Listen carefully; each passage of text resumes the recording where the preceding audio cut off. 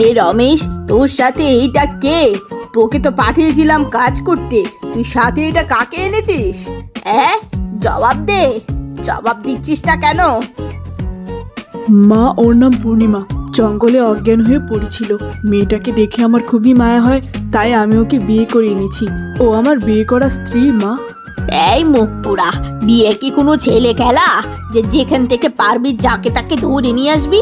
আর তুই তো একটা টাকাও কামানোর রোজগার করার মুরদও নেই, আর তুই আরেকজনকে বিয়ে করে এনেছিস? বড় ভাইয়ের টাকায় চলিস, লজ্জা নেই? এই বিয়ে আমি মানি না। কি কুৎসিত একটা মেয়ে ধরে এনেছে। মিনতি, মানুষের সৌন্দর্য থাকে তার মনে, চেহারায় নয়। ছেলেটা মানলাম ভুল করেছে, কিন্তু এখন নতুন বউয়ের সামনে এভাবে অপমান না করলেই নয়। এই বুড়ো, চুপ থাকো। সারাদিন শুধু ছোট ছেলের পক্ষপাতিত্ব। তা ছোট ছেলে কয় টাকা রোজগার করে খাইয়েছে? বড় ছেলে না থাকলে তো কবে পটল তুলতে। তোমার জন্যই ছেলেটা বিগড়েছে। মা, তুমি শান্ত হও। আমি মানছি আমি ভুল করেছি, কিন্তু আমি তোমায় বলছি পূর্ণিমা এই ঘরের ভালোই করবে। ও অনেক লক্ষ্মী একটা বউ হয়ে দেখাবে। হ্যাঁ মা, আমাদের ভুল হয়ে গেছে। মা বাবা হিসাবে আপনারা আমাদের ক্ষমা করে দিন মা। এই সংসারের সব সময় আমি ভালো চাইবো। দেখেছো, তোমার ছোট ভাইকে আন্ডে পিন্ডে গিলালে, আর এখন কিনা আমাদের না জানিয়ে বিয়ে করে নিয়েছে কোন জায়গার কোন অজাত মেয়েকে। দেখতে কি কুৎসিত। চেছে, ছেলে মানুষ ভুল করে নিয়েছে। তাছাড়া এমনিও ওর বিয়ের বয়স হচ্ছিল, তা খুব একটা খারাপ কাজও করেনি মালা, বুঝলে? যা করেছে করেছে, ক্ষমা করে দাও। ক্ষমা? কিসের ক্ষমা? তোমার ভাইয়ের নিজের তো 2 টাকা কামানোর মুরদ নেই, তার উপর আরেকজনকে জুটিয়েছে।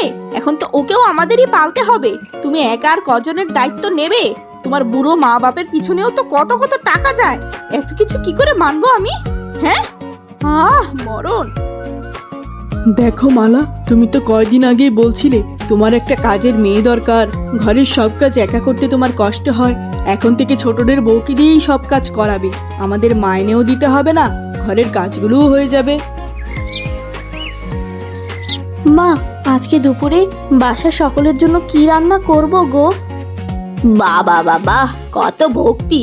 তা অতি ভক্তি চোরের লক্ষণ, বুঝেছো? যাও, তোমার শ্বশুর আমার জন্য আর আমার বড় ছেলের বউয়ের জন্য দেশি মুরগ ভুনা করো, আর একটু ডালও করবে। মা, আপনার ছোট ছেলে আর আমার জন্য দেশি মুরগ রান্না করব না? আমাদেরও তো খেতে ইচ্ছা করছে অনেক। তোমার স্বামীর তো 2 টাকা কামানোর কোনো যোগ্যতা নেই, আবার দেশি মুরগির রান চেবোতে চাও? বাসি ভাত আর ডাল আছে, সেগুলোই খাবে তোমরা। ঠিক আছে মা, আমরা সেগুলোই খেয়ে নিব। আমি গিয়ে দুপুরের রান্না বসিয়ে দিচ্ছি। এরপর পূর্ণিমা দুপুরের রান্না বান্না করতে থাকে আর মনে মনে ভাবতে থাকে, এই বাড়ির কেউ আমায় পছন্দ করে না। যে করেই হোক সকলের মন আমাকে জয় করতেই হবে, করতেই হবে। বড় বৌমা, তোমার শ্বশুরের শরীরটা বেশ খারাপ, ওষুধগুলো ফুরিয়ে গেছে। ওষুধের টাকা লাগতো বৌমা, যদি কয়টা টাকা দিতে। ঠিক আছে ঠিক আছে, আপনার ছেলে আসলে আপনার ছেলেকে পাঠিয়ে দিব। তা আপনার ছোট বউকে সেই কখন বলেছিলাম আমার চান করার জল দিতে, এখনো আমার জলটা দেয়নি। আমি কখন গোসল করব বলুন তো মা? ঠিক আছে মা, আমি ওকে এখনই তোমার চান করার জল দিতে বলছি। ও মা, মুখে ওটা কি লাগিয়েছো? আমায় একটু দেবে নাকি? আমিও লাগাতাম। ও মা, এই বুড়ি বয়সে আপনার শখ তো কম নয়, আপনি এগুলো কেন লাগাবেন? এগুলো আমি লাগিয়েছি হলুদ বাটা, সুন্দরী হওয়ার জন্য। জানতো এখান থেকে। কি রে ছোট বউ, সেই কোন সকালে তোকে আমি রান্নাঘরে 2টা রান্না করতে পাঠিয়েছি, এখনো রান্নাঘরেই বসে আছিস? মা, আমি এর আগে কোনোদিন রান্না বান্না করিনি তো, তাই দেরি হয়ে যাচ্ছে মা। এই তো প্রায় শেষের দিকে। আপনার কিছু লাগবে মা? বড় বউ চান করবে, চান করার জল এক্ষুনি নিয়ে আয় যা।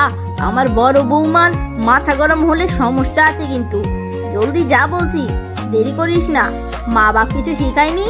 এতক্ষণ লাগে নাকি একটা কাজ করতে? যত সব। মা, আমি মশলাটু বেটে এরপর দিদির চান করার জল আনছি। ওসব চলবে না, আগে বড় বৌমার চান করার জল এনে দে, এরপর বাকি সব কাজ করবি। বড় বৌমা যদি খেপে যায়, তখন তোর স্বামী কি আমাদের চালাতে পারবে? সেটার তো মুরদ নেই। যা এক্ষুনি, দেরি করিস না। এরপর পূর্ণিমা জল আনতে চলে যায়। এই মেয়ে দাঁড়াও, তুমি কে গো? তোমায় তো এর আগে এই গ্রামে কোনোদিনই দেখিনি বাবা। আমি মল্লির বাড়ির ছোট ছেলের বউ, নতুন বিয়ে হয়েছে তো আমাদের, তাই হয়তো বা তোমরা আমায় চিনতে পারছো না। ও মা, ওই যে মিনতি মাসিমার সে বেকার ছেলের বউ তুমি? দিন শেষে এরকম কালি মেয়ের মাঝে কি খুঁজে পেলো যে একেই বিয়ে করলো? হ্যাঁ রে, তা যা বলেছিস, প্রথমে দেখে আমি তো ভয় পেয়ে গেছিলাম, এমন কালি জীবনে দেখিনি রে। আমি মানছি আমি কালো, কিন্তু আমার এই গায়ের রং তো আমি তৈরি করিনি, ঈশ্বর আমায় তৈরি করেছে। তোমরা কেন ঈশ্বরের সৃষ্টি নিয়ে এভাবে হাসতামশা করছো? আর মানুষের সৌন্দর্য থাকে তার মনে। ও, এগুলো কোনো খাবার হয়েছে? দেখতে যেমন কুৎসিত, রান্নাটাও কুৎসিত। আগা মাথা নুন ঝাল কিছুই ঠিক নেই। আমার খাবারটাই নষ্ট দুপুরের। দিদি, আমি আসলে প্রথম রান্না করেছি তো, তাই হয়তো বা একটু কম বেশি হয়ে গেছি। আমি অনেক চেষ্টা করেছি ভালো করার। আহ, তোর চেষ্টা দিয়ে আমার কি হবে রে? এখন যে আমার দুপুরের খাবারটা নষ্ট হয়ে গেল, আমার স্বামীর টাকা দিয়ে এই সব খাবার কেনা, এখন কি হবে? কে খাবে এই খাবারগুলো শুনি আমি? বড় বউ, ছোট বৌমার রান্না তো অতটাও খারাপ হয়নি তুমি যতটা বলছো। মেয়েটা তো এই বাড়িতে আসতে না আসতেই রান্না শুরু করে দিয়েছে। তুমি তো কোনোদিন এ বাড়িতে একটি কাজও করনি, তা তোমার কি এমন করা সাজে নাকি? মা, দেখেছেন আপনার স্বামী আমার বিপক্ষে কথা বলছে? আর আমার স্বামী যদি আপনাদের টাকা দিয়ে এতদিন না পুষতো, আপনারা তো কবেই পথে বসে মরতেন। আপনি কি কিছু বলবেন না মা? হ্যাঁ গো, তোমার মাথা কি ঠিক আছে? তুমি বড় বউয়ের সাথে এভাবে কথা বলছো? আমার বড় বৌমা কেন রান্নাঘরে যাবে? সে হলো খানদানি বংশের মেয়ে। এই ছোট লোক বাড়ির মেয়ে যদি এইটুক রান্নাও না পারে, কথা শোনালেও দোষ। মা, আমার ভুল হয়ে গেছে, এরপর থেকে আমি আরো সতর্ক হয়ে রান্না করব, আমায় ক্ষমা করুন। কি গো, সারাদিন তো বাইরে ছিলে, কোনো কাজকর্ম কি খুঁজে পেয়েছো? না গিন্নি, এখনো কোনো কাজকর্মর খোঁজ খবর হয়নি। তো তোমার মুখটা অমন পানসে দেখাচ্ছে কেন? কি হয়েছে গিন্নি, বলো আমায়। তোমার বাড়ির কেউ আমায় পছন্দ করে না। অনেক চেষ্টা করছি, তাও কারো মন জোগাতে পারছি না। মনে হচ্ছে এই বাড়িতে আমার আর থাকা হবে না গো। তুমি জলদি কিছু একটা করো না, এই বাড়ি ছেড়ে আমি চলে যেতে চাই, আর ভালো লাগে না। তুমি কষ্ট পেও না বউ, আমরা না জানিয়ে বিয়ে করে নিয়েছি তো, তাই সবার মনে কষ্ট। একটু দিন যেতে দাও, সবাই ঠিক তোমায় আপন করে নেবে। তুমি আর একটু ধৈর্য ধরো বউ, সব ঠিক হয়ে যাবে।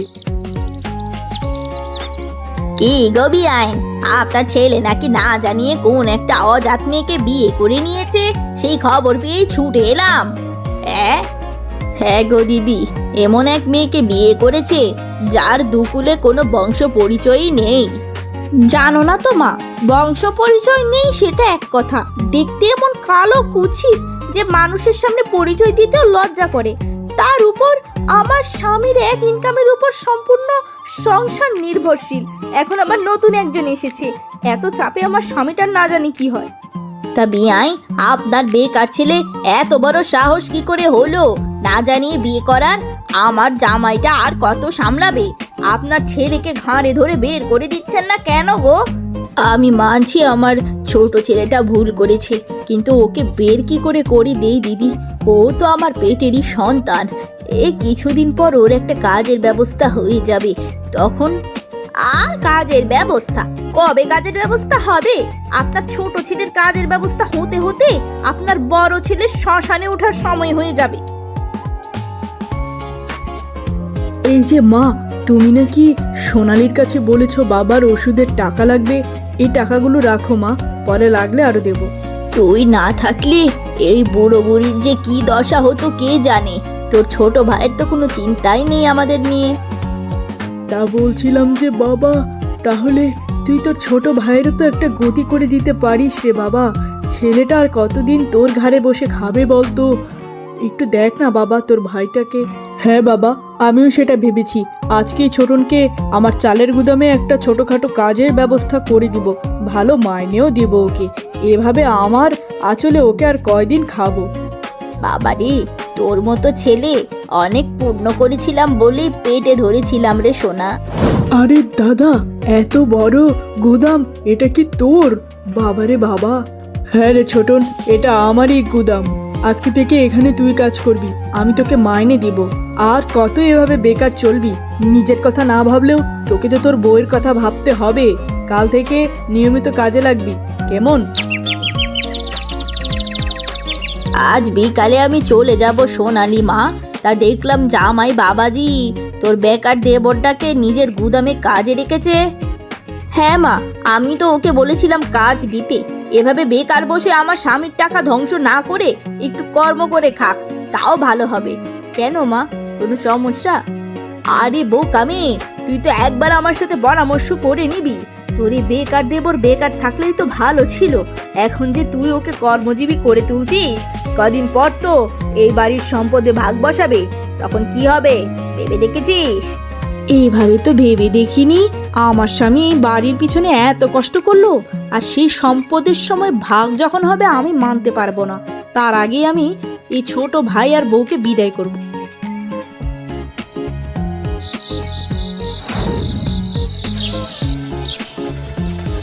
মা, আপনি অমন করে কাঁদছেন কেন মা? কি হয়েছে মা, কি হয়েছে বলুন মা। আহা মা, এই বুড়ো বয়সে ন্যাকামোর কান্না বাদ দিয়ে বলুন না, কি হলো?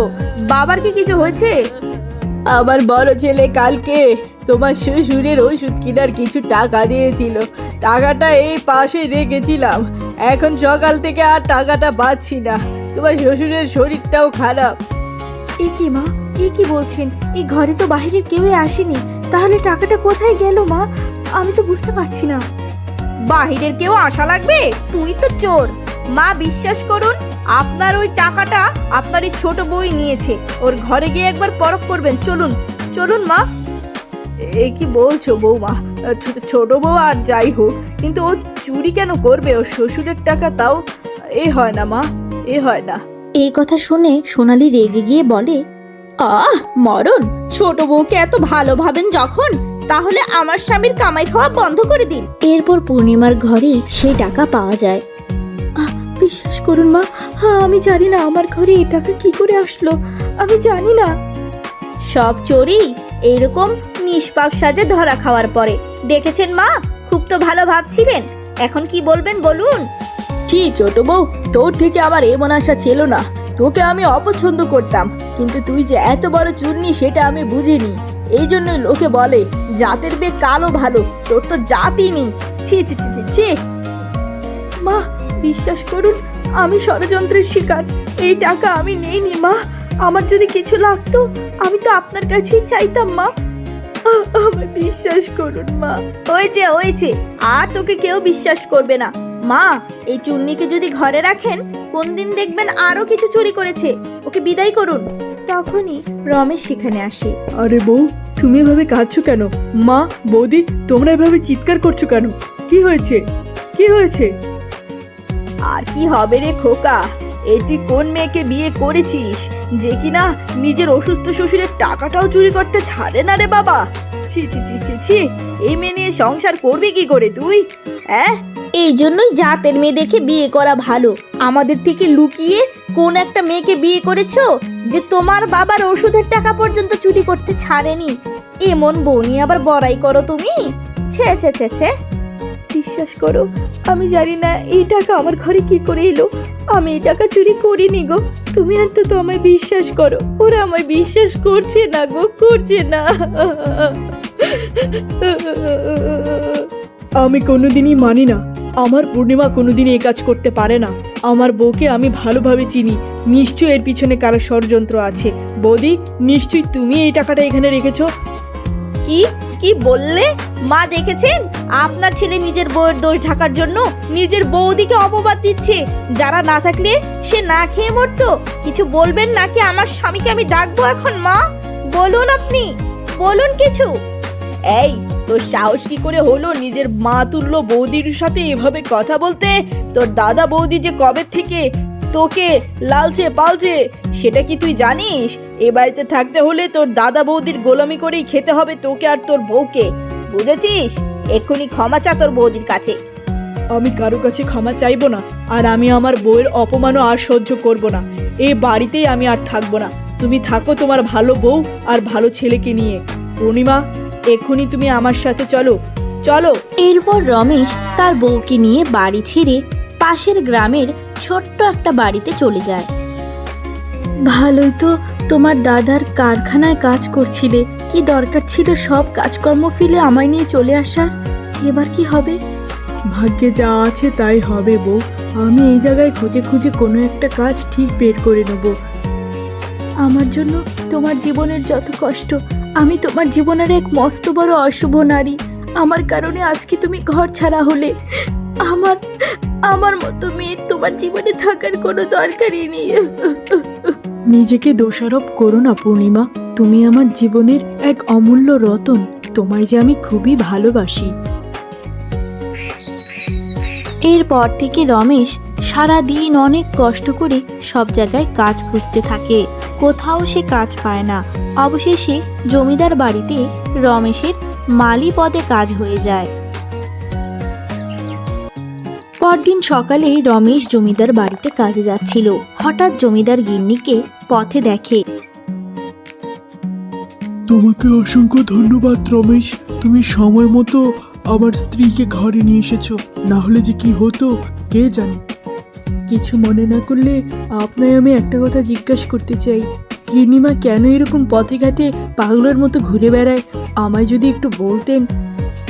আসলে আজ থেকে প্রায় 2 বছর আগে আমাদের একমাত্র আদরের মেয়ে রাগ করে বাড়ি ছেড়ে বেরিয়ে যায়।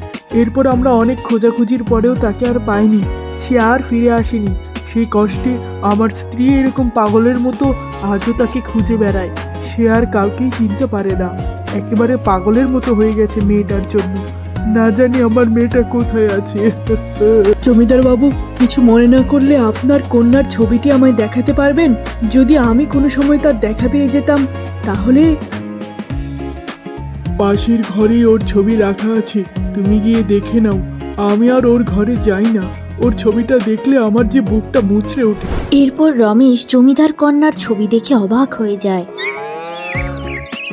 কি গো, আজ এত জলদি চলে এলে? নিশ্চয়ই জমিদার জলদি ছুটি দিয়েছে। চলো বাড়ি চলো, আমি তোমায় খাবার দিচ্ছি, চলো। না গিন্নি, আমি তো বাড়িতে খাবার খেতে আসিনি। আমি তোমার পরিচয় খুঁজে পেয়েছি গিন্নি।